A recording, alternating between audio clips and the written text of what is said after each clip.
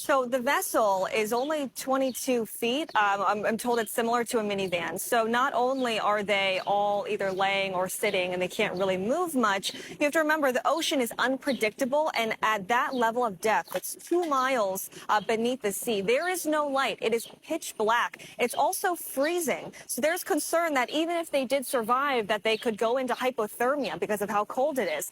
So the search and rescue mission it's very difficult because not only is it hard for certain ships to even be able to get out there on time, it's the ability to go that deep. There's not many capabilities across the different military in different countries that are able to even do that. So the circumstances, the conditions under the water, it's not helpful by any means to help find these people or the remnants of the sub. Mona. Jacqueline, and we're looking out there a live picture of the Boston Coast Guard. But Sam, I do want to ask you about what the recovery effort would look like. How would they be able to bring this vessel back to the surface if it is indeed the vessel that they've located? Yeah, it's going to be a challenge. They're 2.4 miles down. If this is indeed the wreckage, the debris that they have think that they found down there, they're going to have to bring in a crane. That crane is going to be welded onto a ship out there, and then it's going to have to drop a cable down there, and they're going to have to try to hook it. It's kind of like, picture an arcade where you had the claw and you got to pick up the stuffed animal. They're going to have to do something like that. They cannot send another vessel down there with a human being. We just don't have that capability. The U.S. military doesn't. The Canadian or any of our NATO allies have that ability to go down there and pick it up. It's going to take some time, but it's going to prove crucial in this investigation to try to figure out exactly what happened here.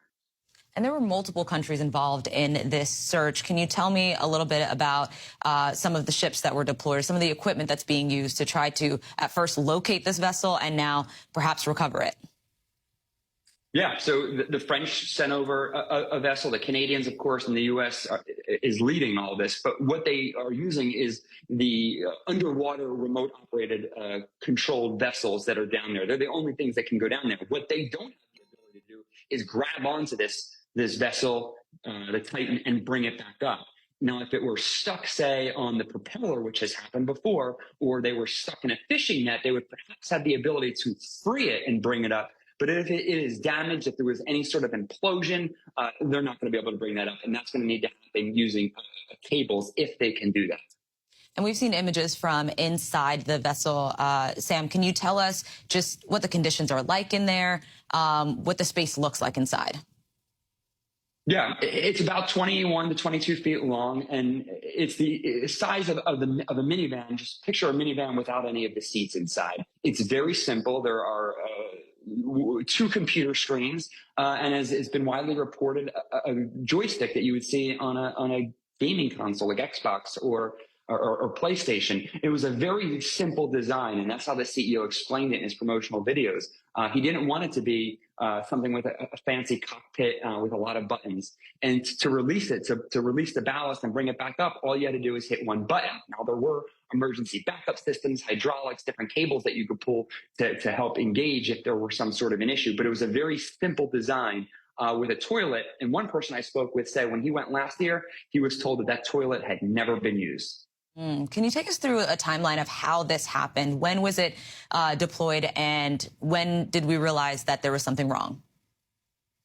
So it was Sunday when they went out. At 4 o'clock in the morning, they determined that the weather was clear and that they were going to be able to launch this and get it down. By 8 o'clock, they had been dropped into the water, slid into the water, and then an hour, roughly, and 45 minutes after that is when they lost communication.